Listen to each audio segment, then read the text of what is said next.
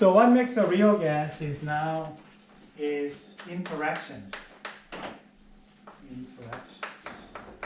They do have interactions, and you have seen this interaction potential as a function of the distance, and this is a positive energy, negative energy. When you bring the molecule together, they experience the attraction and then bring down to the repulsion.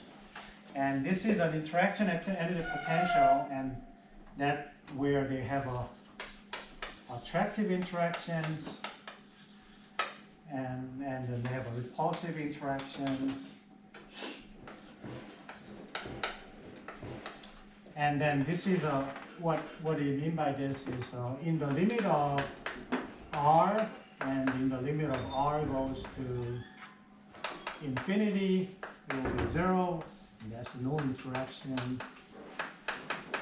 And this is where the realm of ideal gas. When you bring this molecule together, so going this way means pressure increase. Right? By increasing the pressure, you bring the molecule together. The second one that you will see here, so let me draw this one now.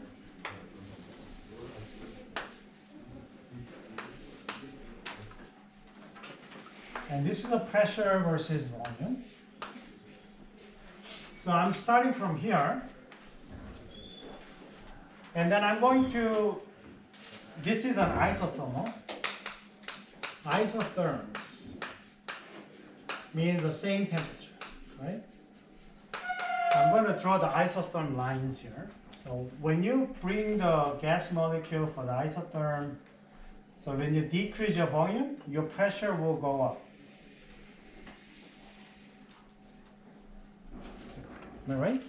So if you have this one, this is a gas system, and if I decrease the volume, the pressure will rise.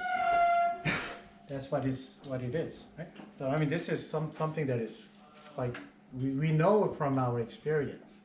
But think about, I'm not using this small piston, but I'm using a very, industry strength, very heavy equipment to push this molecule together. At some point, what you see, you start to see the condensation of the liquid. So this is your gas, and you start to see the liquid coming. So think about forget this diagram for now. Just think about you're doing this experiment. I'm compressing the gas, and as if you're lucky, if I compress enough, I start to see a little condensation of the liquid at the bottom.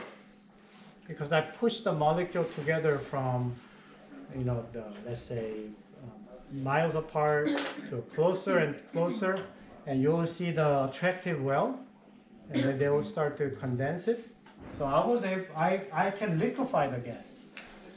Liquefaction of the gas is an important business, and there are a couple of large chemical companies, like Air Pressure, Air Products, and other companies. They are making the business out of this.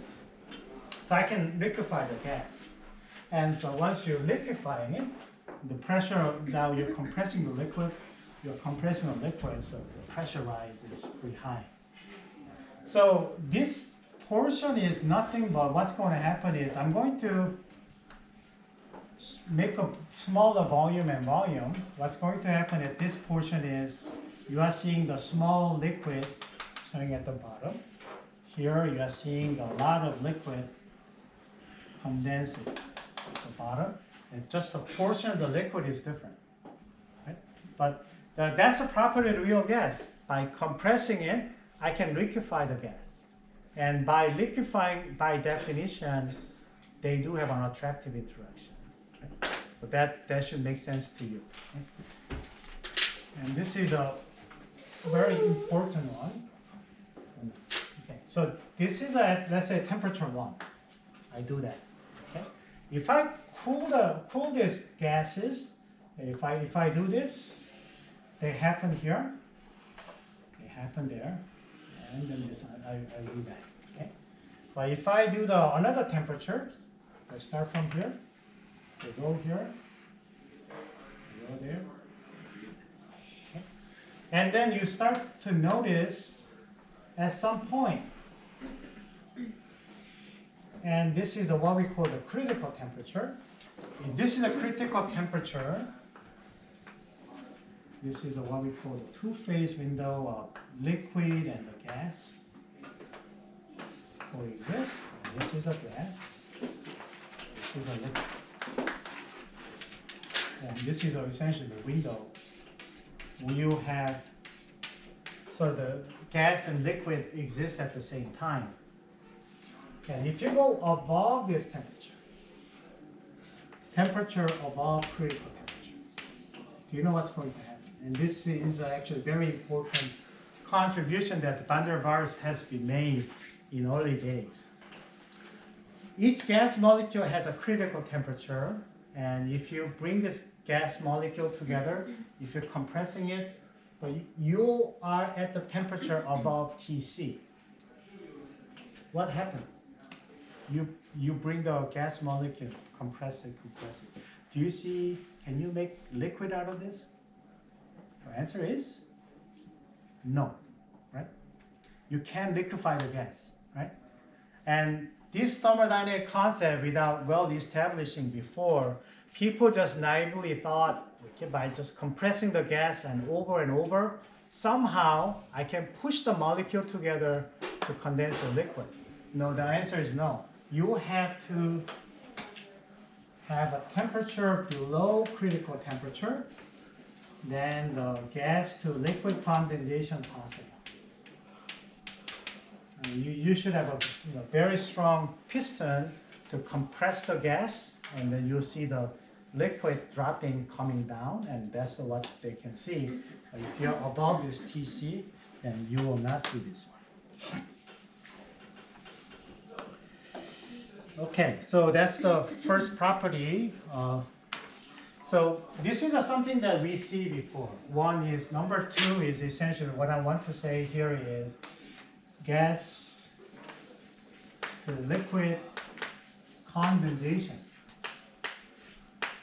Because we do know we can make liquid nitrogen, liquid helium, we can make those kind, and this is something has to do with, once again, interactions. Okay? So we need to have interactions.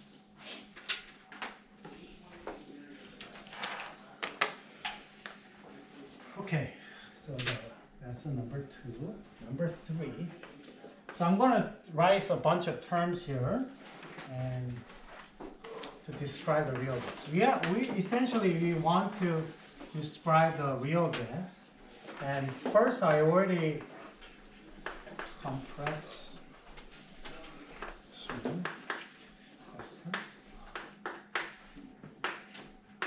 Z, which is Vn, Vn naught, and that's Pvn.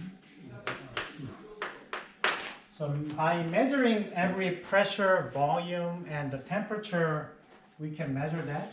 And somehow they can tell us about attractive or repulsive interaction. The second portion that people want to use is Virial. Okay. So this is another term that thermodynamics or physical chemist people use. They use out various different kind of academic discipline. But in general, you're going to hear about the Virial expansion, Virial constant. And something that is what I call the critical constant, critical temperature, critical molar volume, critical pressure. And this is also a description about intrinsic to the property of the gases. All has something to do with, and the real thing is interaction. Okay? And then the size. But main intention is understanding the interaction, because that gives us very important information about, can I liquefy the gas, can I make a liquid out of this, and how should I do it, and so on. And the fourth one is van der Waals.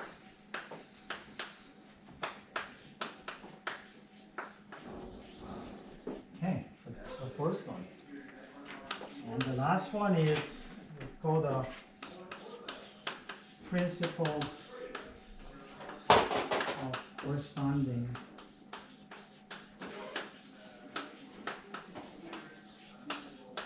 state. Okay. So these are the all 5 approaches to show and how can we describe a gas that is different from ideal gas. Okay? Ideal gas do not have an interaction, do not have a size, and they all trying to make an attempt to correct those things. And particularly the van der Waals equation of gas is something that has a very kind of explicit equation that it actually is not hard to follow. Okay, once you have that van der Waals equation, we have a one step closer to describing the better equation better. Okay?